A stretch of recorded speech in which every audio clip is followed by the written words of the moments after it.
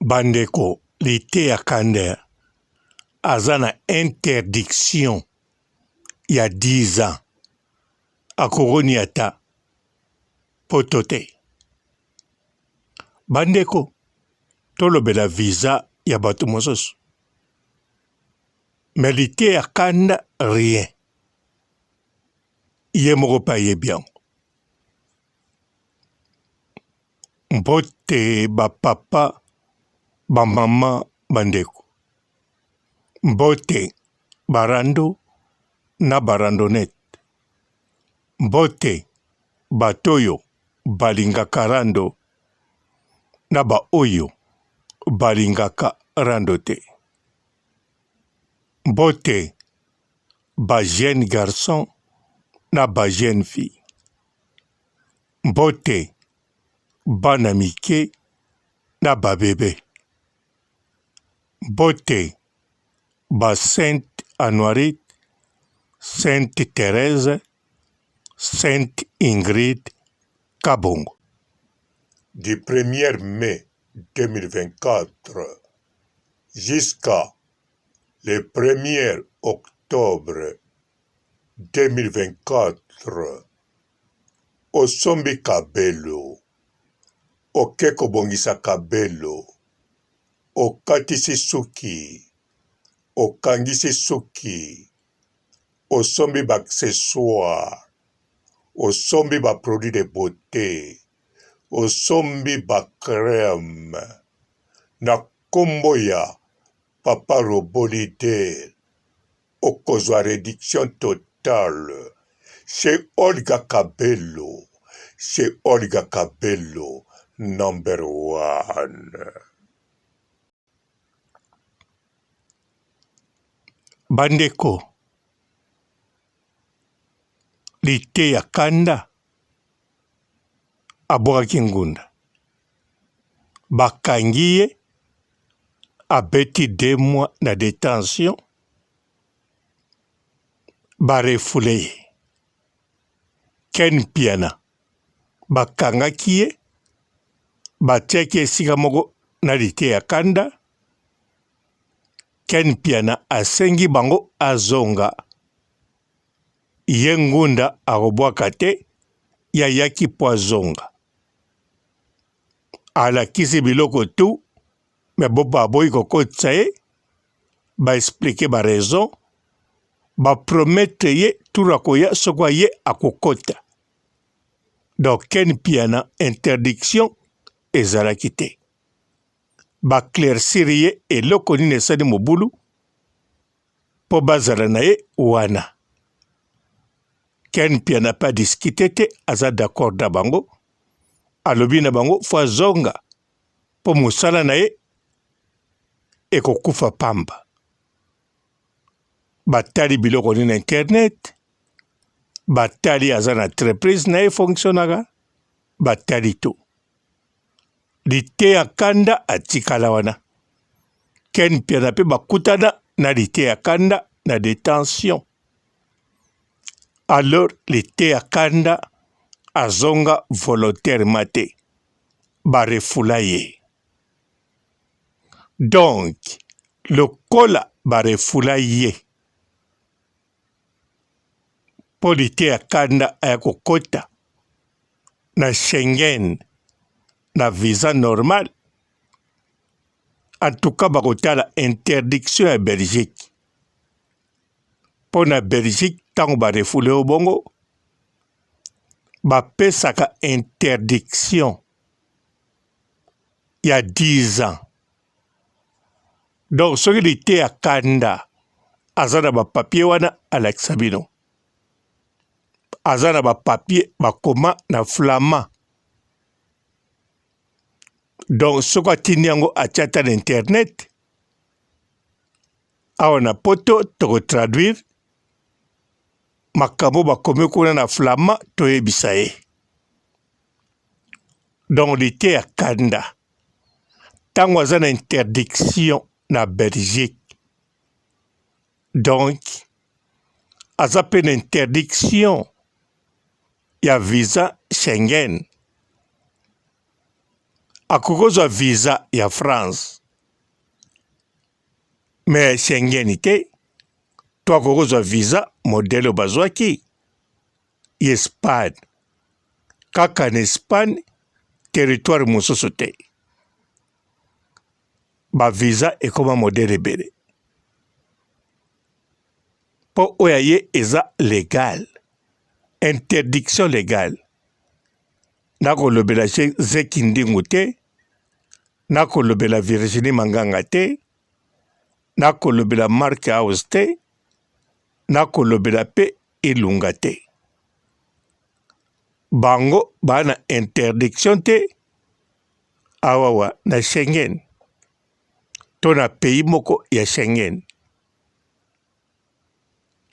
mais lite ya kanda bel et bien aza na interdiction ya territoire belge nalobi te ke lite ya kanda kokoya na Belgique te akokoya me akoti na mayuya so akoti na mayuya aye abwaki ngunda bakoyamba ye bakoloba teke wana interdiction ya 10 ans te mpo akoti na mayuya abwaki ngunda lisusu basi bakanga ye na aéroport bamoni aye lisusu kobwaka ngunda donc bakolandela procédure na ye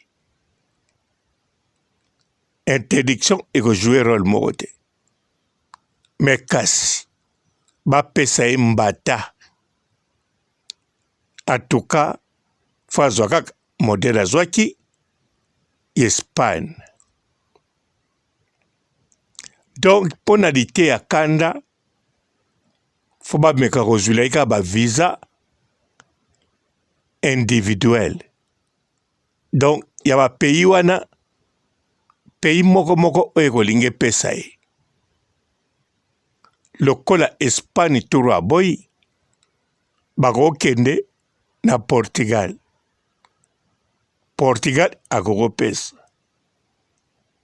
soki Portugal aboyi bakende na Hollande te bakende pe na Luxembourg te mpo Hollande Luxembourg na Belgique avant nano ezala bapays ya Union Européenne bapays Schengen eza bapays Benelux donc bango balaka na frontière te bazalaka ya kosangana uta kala alors ye mpo na visa fo akende na Danemark na Suède to bavisa ya baautriche baallemagne mpo ayawa mais bon lokola ya na compte ya musique ya bakozwele na groupe ya musique alors bokokozwele ata ya Hongrie ata ya Roumanie ata ya Croatie eya bapays européen aokende na facilité bandeko lite ya kanda eyali bongo dans lite ya kanda batya main blanche balongola main noire aza na problème déjà bien sûr babelge so bapesi yo interdiction ya 10 ans soki eleki nango mpe 2 ans bamoni yo na mboka na bango bakoloba no bima kaka na mboka na bango me bafrançais so bapie yo interdiction ya 10 ans to bapays mosusu ya Europe soki bamoni yo na mboka na bango mbala boko kasho lobwaku oke prison me babelge batikaka ata na visa ya pays mosusu neti Espagne ayaki nango donc ata bakontrole na Belgique bamoni ke ya na interdiction ya 10 ans baoloba ne kaka wana interdiction fo bima mboka oyo esili baotika ye eloko ya bien nde kote kuna me kote visa bapesa ye na Schengen nayebi te loba bamona interdiction wana te au cas où na ba maison Schengen wana basidialaka teke moto aza interdit na pays Schengen moko boye wana bakokopesa ye po visa Schengen etali otambola ba pays tout mais soki pays moko batiela yo interdiction mais comment bakopesa yo visa loba bapesa yo visa Schengen baloba okotambola na pays tout sauf pays oyo ta mosusu bongo ekokosalama balobi na lite ya kanda tambola tous les pays Schengen sauf Belgique bandeko c'est possible mais lite ya kanda bel et bien amata likolo aza akita na se aza na interdiction bapesa epe bapapi yango bapesaka loba pasola yango abwaka yango na wese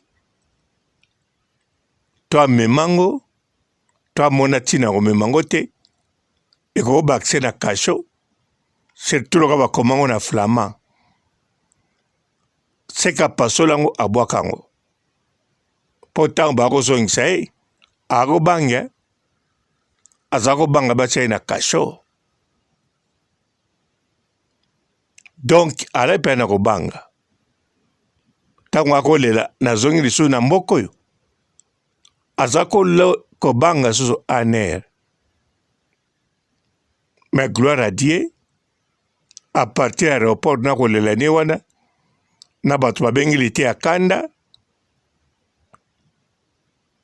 lokola mpe bayebi ye lite ya kanda na kanisa bafasilitaki etage abimi